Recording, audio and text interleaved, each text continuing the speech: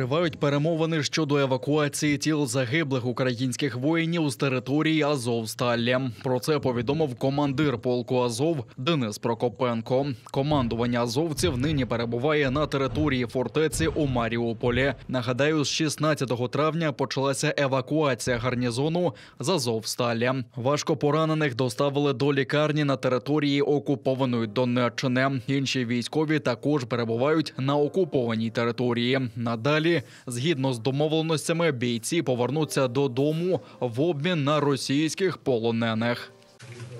Слава Україні! 86 днів оборони Маріуполя. Вище військове керівництво дало наказ про збереження життя та здоров'я військовослужбовців гарнізону та припинення оборони міста. Попри важкі бої, кругову оборону та відсутність постачання, ми постійно наголошували на трьох найважливіших для нас умовах, а саме – цивільні, поранені та загиблі. Цивільних вдалося евакуювати. Важко поранені отримали необхідну допомогу та їх вдалося евакуювати з подальшим обміном та доставкою на територію підконтрольну Україні. Щодо загиблих героїв, процес триває та, надіюсь, найближчим часом рідні та вся Україна зможе з почестями поховати своїх воїнів. Слава Україні! Слава Україні! Сьогодні 85-й день війни. Я і командування перебуваю на території заводу «Азовсталь». Триває певна операція, деталі яких я не буду розголошувати. Дякую всьому світу та дякую Україні за підтримку. Побачимося.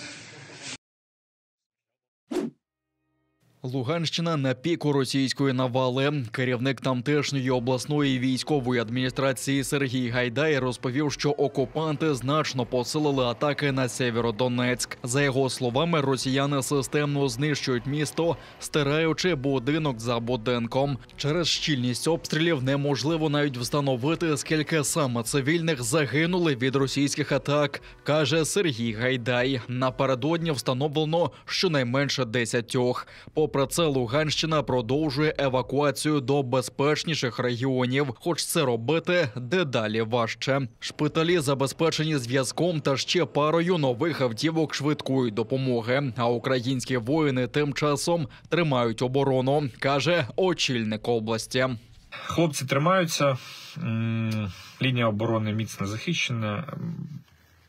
Атаки цілодобово, просто нон-стоп. І авіабомби скидають, і ракетами долблять. Я ще раз говорю, зараз Луганщина, це просто на піку всієї навали русні. Російські окупанти пішли на штурм Сєвєродонецька, але дістали відсіч, зазнали втрати і відступили. Так само і біля Веселого на Авдіївському напрямку, інформує Генеральний штаб. На Курахівському напрямку росіяни масово гатили по цивільних зі ствольної та реактивної артилерії. Безуспішно наступали на Новомихайлівку та Олександрівку. Українські воїни відбили ворожі атаки. На Донецькому та Луганському напрямках за минулу добу відбито 14 атак ворога, знищено 8 танків, 14 одиниць бойової броньованої техніки та 6 одиниць автомобільної техніки противника. Підрозділи протиповітряної оборони збили 1 БПЛА типу «Орлан-10». Ворог завдає артударів вздовж лінії фронту на півдні України, але в наступ не йде. За даними оперативного командування «Південь», російські окупанти намагаються укріпити свої оборонні рубежі. Українське військо продовжує завдавати ворогу втрат ракетно-артилерійськими та авіаударами. Окупанти ж зосередились на розповсюдженні фейків та блокуванні виїздів з окупованих територій українського півдня. Не маючи інших варіантів боротьби, окупанти заблокували виїзд з Херсонщини до підконтрольних українській владі територій та намагаються спрямувати всіх охочих виїхати в Крим як єдиний можливий напрямок. В самому Херсоні посилено патрулювання, збільшена кількість блокпостів.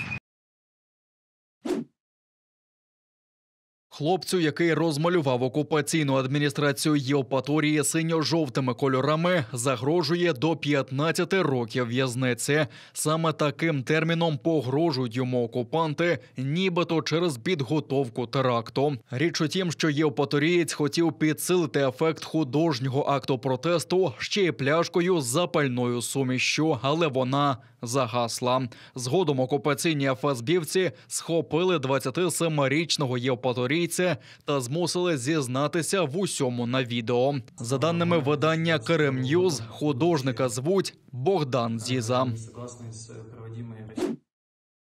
Не дотягнули до фронту. В окупованому Криму перекинулася російська військова техніка. Утім, де саме достеменно невідомо. Рашисти перевозили 10 танків, проте через слизьку після дощу трасу доїхати їм не судилося. Принаймні таку версію озвучили самі окупанти. На повороті біля моста гусениці, мовляв, втратили щеплення, а танки перекинулися.